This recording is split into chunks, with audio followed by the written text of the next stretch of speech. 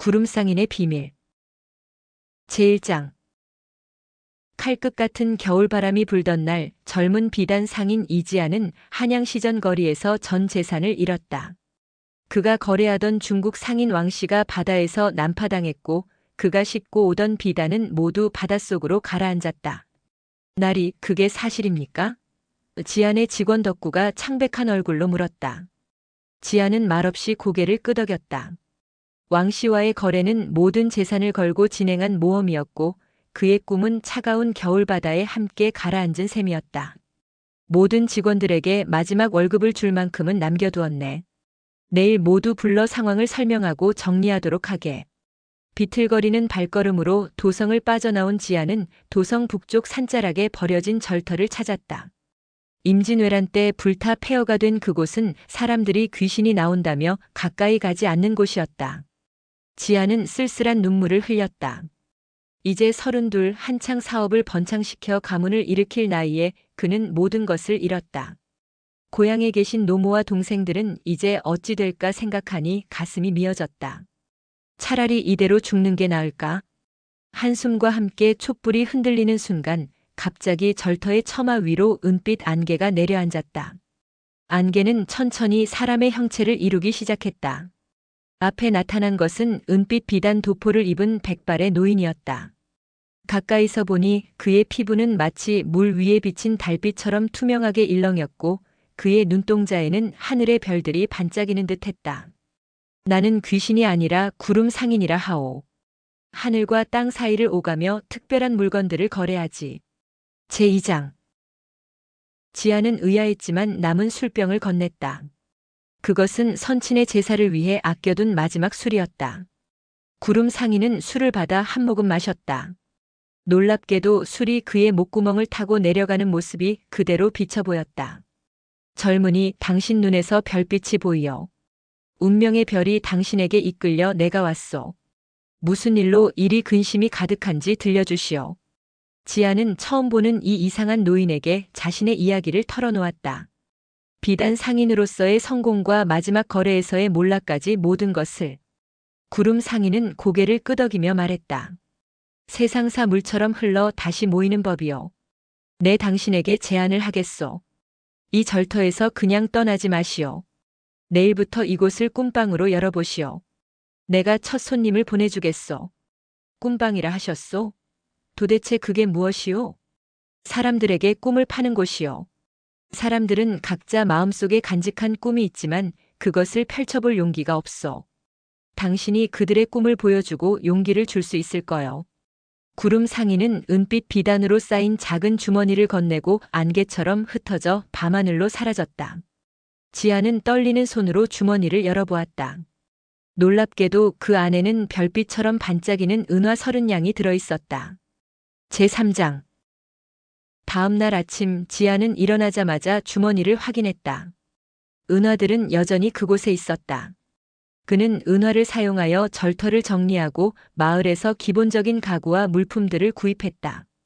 마지막으로 작은 목판에 청운 꿈방이라고 써서 간판을 내걸었다. 해가 저물 무렵 구름 상인이 다시 나타났다. 그는 은빛 상자를 꺼내 지안에게 건넸다. 상자를 열자 그 안에는 맑은 물이 담긴 수정병과 푸른빛 가루가 담긴 작은 주머니가 들어있었다. 이것은 꿀물과 별가루라오. 손님이 오면 꿀물 한 방울에 별가루를 타서 마시게 하시오. 그러면 그들은 자신의 가장 깊은 곳에 있는 꿈을 보게 될 것이오. 어떻게 사용하는 것입니까? 값은 얼마를 받아야 하고. 걱정 마시오. 첫 손님이 오면 자연히 알게 될 것이오. 그리고 가격은 손님의 마음에 따라 정하시오. 꿈의 가치는 사람마다 다를 것이오. 제4장. 이튿날 한 노인이 절터를 향해 걸어오는 모습이 보였다. 여기가 꿈방이라는 곳인가? 노인은 지팡이를 짚고 들어와 주변을 둘러보았다. 지아는 그에게 꿀물을 한 방울 떨어뜨리고 별가루를 타서 건넸다. 노인은 차를 한 모금 마셨다. 잠시 후 노인의 눈빛이 변했다. 그의 눈에는 마치 멀리 무언가를 바라보는 듯한 빛이 어렸다. 아내가 보이는군. 50년 전 그녀를 처음 만났던 그날처럼 젊고 아름답구나. 그리고 저기 내 아들도 보이네. 어릴 적 모습 그대로. 우리 가족이 함께 있는 집. 내가 평생 꿈꿔왔던 그 평화로운 날들. 노인의 눈에서 눈물이 흘러내렸다. 그는 한동안 꿈속에 잠겨 있다가 천천히 현실로 돌아왔다. 젊은이, 참으로 신기한 경험이었네. 내 인생에서 가장 행복했던 순간들을 다시 볼 수 있었어. 고맙네. 노인은 주머니에서 동전 몇 개를 꺼내 지안에게 건넸지만 지안은 첫 손님이라며 사양했다. 단지 주변 사람들에게 이곳을 알려달라고 부탁했다. 정말 이상하게도 다음 날부터 꿈방은 손님들로 북적였다. 한양의 양반들과 선비들, 상인들이 찾아와 꿈물을 마셨다. 그들은 황홀한 표정으로 자신의 꿈을 본 후 밝은 얼굴로 돌아갔다. 제오장. 한 달이 지나자 지아는 제법 돈을 모을 수 있었다. 부유한 양반들과 상인들이 찾아오면서 후한 사례를 했기 때문이다. 지아는 우선 고향의 어머니와 동생들에게 돈을 보냈고 절터를 본격적으로 수리했다. 꿈방의 소문은 점점 더 퍼져나갔다. 이지안의 꿈방에 가면 진정한 자신의 꿈을 볼 수 있다더군. 한 달이 정확히 지난 날 밤 구름 상인이 다시 나타났다. 그는 꿈방의 변화를 둘러보더니 만족스럽게 웃었다. 선생님, 이제 꿈물이 얼마 남지 않았습니다. 어떻게 해야 할까요? 구름 상인은 더 많은 꿈물과 별가루를 건네주었다. 외상으로 해주시오. 나중에 정산하면 돼요. 두 번째 달이 끝날 무렵 구름 상인이 다시 찾아왔을 때 지아는 정중히 물었다. 선생님, 이제 2달 동안의 외상을 갚고 싶습니다. 얼마를 드려야 할까요? 돈은 필요 없소. 대신 내가 제안이 있소. 당신과 동업하고 싶소. 내가 밤에 일하고 당신은 낮에 일하면 어떨까? 더 큰 번창을 약속하지. 지아는 동업 제안을 받아들였다. 그날부터 지아는 낮에 꿈방을 운영하고 구름 상인은 밤에 특별한 손님들을 맞이했다. 제6장.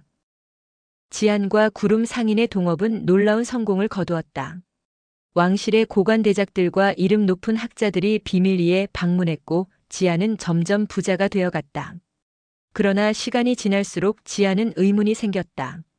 구름 상인은 항상 밤에만 나타났고 매번 그가 온 다음 날이면 창고에는 은화가 가득했다. 더욱 이상한 것은 꿈물을 마신 사람들의 변화였다. 처음에는 모든 사람들이 꿈물을 마신 후 행복해 보였다. 그러나 점차 지아는 어떤 사람들이 꿈물을 마신 후 이상한 변화를 겪는다는 것을 알게 되었다. 그들 중 일부는 꿈에서 깨어난 후 갑자기 자신의 직위를 버리고 새로운 삶을 살기 시작했고 어떤 이들은 자신의 재산을 모두 기부하고 떠났다. 더 걱정스러운 것은 자주 꿈물을 마시는 손님들이 점점 창백해지고 기력이 없어 보인다는 점이었다. 마치 그들의 생기가 빠져나가는 것처럼 보였다. 어느 날 밤 지아는 구름 상인을 몰래 따라가기로 결심했다. 구름 상인은 달빛 아래서 안개처럼 형체를 바꾸어 사람들의 집에 들어가고 있었다. 더 놀라운 것은 그가 잠자는 사람들의 머리맡에서 무언가를 가져오는 모습이었다. 자세히 보니 그것은 푸른빛 나는 작은 구슬처럼 보였다. 이것은 사람들의 꿈을 훔치는 것인가? 지아는 숨을 죽이고 좀 더 가까이 다가갔다. 구름 상인은 잠자는 사람의 머리맡에 앉아 손을 펼치자 그 사람의 입에서 푸른빛 기운이 흘러나와 그의 손에 구슬 모양으로 맺혔다. 그리고 그 구슬을 자신의 주머니에 넣었다. 이것이 꿈물의 정체인가? 사람들의 꿈을 훔쳐서 만든 건? 제7장. 지아는 두려움에 떨었지만 자신의 부를 위해 구름 상인의 비밀을 간직했다. 그러나 한양 주변에서 갑자기 꿈을 꾸지 못하는 사람들이 늘어나고 무기력증에 시달리는 이들이 많아지자 소문이 퍼지기 시작했다. 요즘 잠을 자도 꿈을 꾸지 못한다는데 이상한 병이 돌고 있나 봐. 그렇지, 그런데 그 꿈을 잃은 사람들이 모두 새로 생긴 꿈방에 다녀온 사람들이란 소문도 있더군. 지아는 점점 더 불안해졌다. 이제 그는 꿈물을 마신 사람들을 새로운 시선으로 바라보았다. 그들은 처음에는 행복해 보였지만 시간이 지날수록 공허해 보였다. 구름 상인에 대해 더 알아보기 위해 지아는 절터 근처의 오래된 산사를 찾아갔다. 그곳에는 백발의 노스님이 머물고 있었다. 스님, 혹시 구름 상인이라는 존재에 대해 들어보신 적이 있으십니까? 노스님은 지안의 질문에 놀란 눈빛을 보였다. 구름 상인이라. 오래된 전설에 나오는 이름이구려. 어떻게 그런 이름을 알게 되었소? 지안은 조심스럽게 자신이 겪은 일들을 이야기했다. 물론 구름 상인과 동업하고 있다는 사실은 숨겼다. 구름 상인은 100년에 한 번씩 나타나는 존재라 하오. 사람들의 꿈을 모아 자신의 힘을 키우는 요괴라고 하지요. 그가 모은 꿈이 많을수록 그의 힘은 강해지고 결국에는 이 세상의 모든 꿈을 앗아갈 수도 있다고 하오.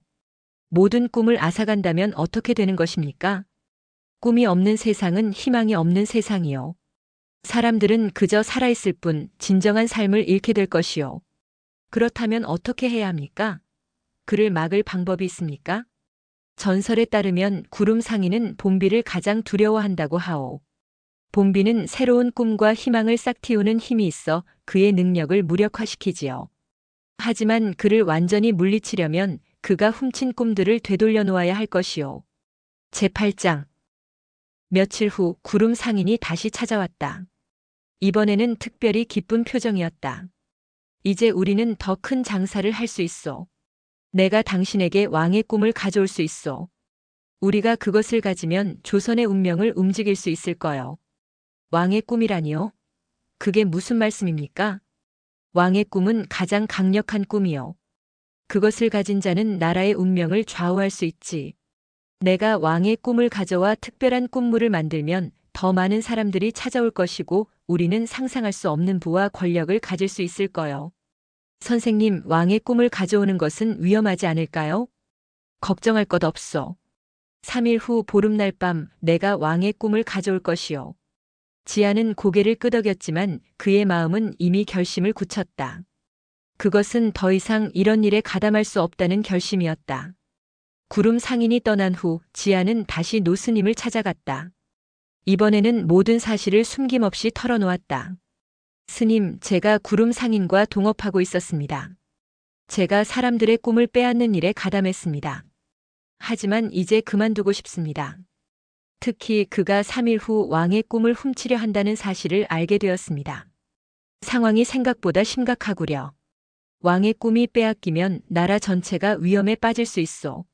왕이 꿈을 잃으면 국가의 비전도 함께 사라지게 될 테니. 제구장.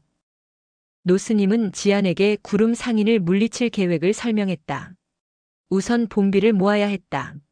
마침 3일 후는 24절기 중 우수였고 비가 내릴 가능성이 높았다. 우수는 봄비가 시작되는 때요. 이때의 비는 특별한 힘이 있어. 하지만 자연이 내리는 비를 기다릴 수는 없으니 우리가 비를 불러와야 하오. 노스님은 지안에게 기우제의 방법을 가르쳐 주었다. 그들은 절터 뒤편의 작은 연못가에서 제단을 마련하고 봄을 부르는 의식을 준비했다. 하지만 가장 중요한 것은 구름 상인이 가지고 있는 꿈 구슬들을 되찾는 일이었다. 지아는 작은 목각 인형을 만들어 꿈방에 숨겨두었다. 노스님이 알려준 대로 그 인형은 구름 상인의 행동을 방해할 수 있을 것이다. 제10장. 보름날 전날 구름 상인이 다시 꿈방을 찾았다. 그는 평소보다 더 들떠 보였다. 내일이면 우리의 계획이 실현돼요. 내일 밤 내가 왕의 꿈을 가져올 것이요. 지아는 평소와 같은 모습을 유지하려 노력했다. 선생님께서 가장 두려워하시는 것이 무엇인지 여쭤봐도 될까요? 구름 상인은 웃으며 대답했다. 걱정 마시오. 나는 그 어떤 인간도 두렵지 않소. 다만 나는 세상에서 봄비를 가장 무서워하지. 봄비는 새로운 꿈을 싹 틔우는 힘이 있어 내 능력을 무력화시키지. 보름날 아침 하늘에는 검은 구름이 잔뜩 끼었다. 우수답게 비가 내릴 조짐이 보였다. 지아는 노스님이 알려준 대로 준비를 마쳤다. 꿈방 주변에는 작은 그릇들을 놓아 봄비를 모을 수 있게 했고 목각 인형은 꿈방의 입구에 숨겨두었다. 해가 저물고 밤이 깊어가자 구름 상인이 나타났다. 지아는 노스님이 준비한 특별한 차를 건넸다. 일시적으로 구름 상인의 힘을 약화시킬 수 있는 약초가 들어있었다. 어이쿠. 이상하게 몸이 무거워지는군. 구름 상인이 문을 향해 걸어갈 때 갑자기 하늘에서 빗방울이 떨어지기 시작했다. 처음에는 가볍게 내리던 비가 점점 강해졌다. 바로 그때 지안이 숨겨둔 목각 인형이 빛을 발하며 구름 상인의 앞을 가로막았다. 인형에서는 노스님의 주문이 흘러나왔다. 구름 상인이여, 더 이상 사람들의 꿈을 훔치지 말라. 내가 빼앗은 꿈들을 돌려줄 것이니라. 제11장. 내게 이럴 수가. 배신자. 내가 당신을 부자로 만들어 주었건만 이것이 보답이요? 구름 상인은 꿈방 주변을 돌며 분노했지만 봄비 때문에 가까이 오지 못했다. 그의 몸은 봄비에 닿을 때마다 희미해졌다. 당신이 준 것이 아니라 당신이 사람들에게서 훔친 것입니다. 이제 그들의 꿈을 돌려주세요. 그때 노스님이 절터로 들어왔다. 그의 손에는 작은 종이 들려 있었다. 구름 상인, 이제 그만두거라. 내가 훔친 꿈들을 돌려줄 시간이다. 구름 상인은 노스님을 보자 더욱 분노했다.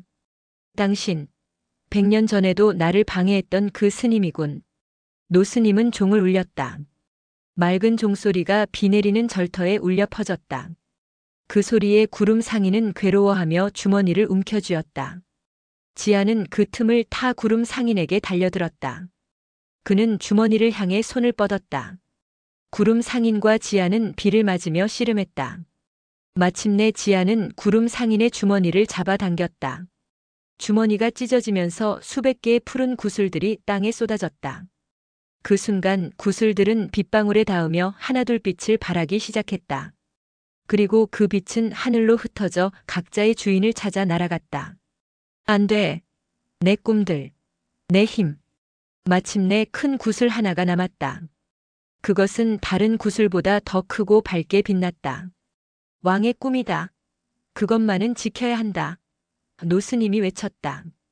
지아는 마지막 힘을 다해 그 구슬을 잡았다.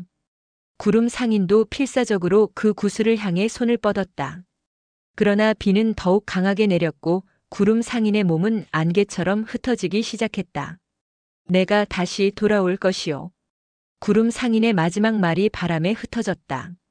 그리고 그는 완전히 사라졌다. 제12장. 구름 상인은 안개처럼 흩어져 밤하늘로 사라졌고 꿈방에는 더 이상 특별한 힘이 남아있지 않았다. 꿈물이 다 떨어지자 왕실의 고관들과 부자들도 발길을 끊었다. 하나둘 재산이 줄어가자 지아는 자신의 선택을 후회하기 시작했다. 내가 너무 성급하게 판단한 것일까? 평생 부자로 살 수 있었는데.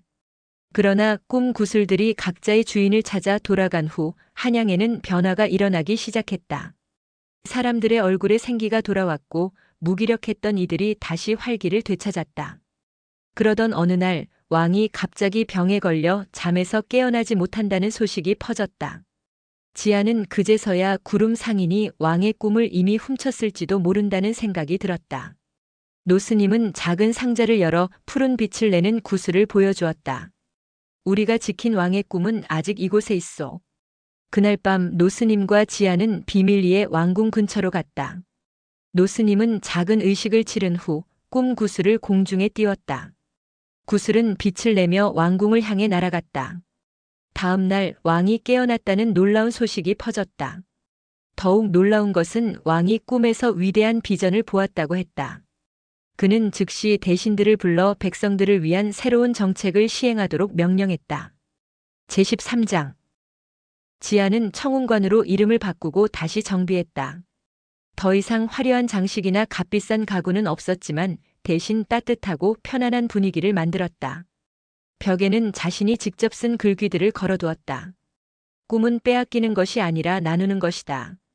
진정한 꿈은 마음속에서 피어난다. 처음에는 손님이 거의 없었다. 하지만 지아는 포기하지 않았다. 그는 매일 아침 청운관 앞에서 사람들에게 차를 나누어 주며 심금을 울리는 이야기를 들려주었다. 점차 지안의 진심이 사람들에게 전해지기 시작했다. 그의 이야기를 듣고 위안을 얻은 사람들이 다시 찾아왔고 입소문이 퍼지기 시작했다. 이지안의 이야기를 들으면 마음이 편안해진다더군. 청운관에 가면 잃어버린 꿈을 다시 찾을 수 있다고 하네. 특히 그가 쓴 꿈의 길잡이라는 책은 많은 이들에게 감동을 주었다. 그 책에는 그가 구름 상인과 만난 이야기가 우화로 담겨 있었고 꿈을 잃은 사람들이 다시 희망을 찾는 방법에 대한 깊은 성찰이 담겨 있었다. 지아는 자신이 잘못된 방법으로 번 돈을 좋은 일에 쓰기로 했다.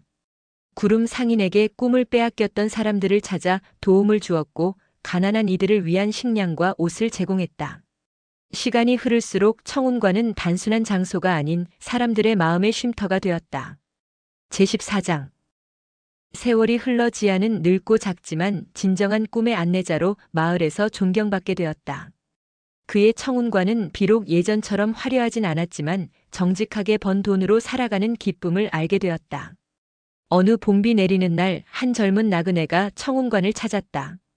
그는 젊은 날의 구름 상인과 닮았지만 눈빛이 달랐다.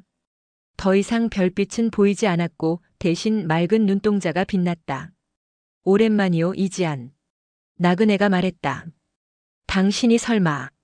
그렇소. 나는 당신이 옳은 길을 선택할 것이라 믿었소.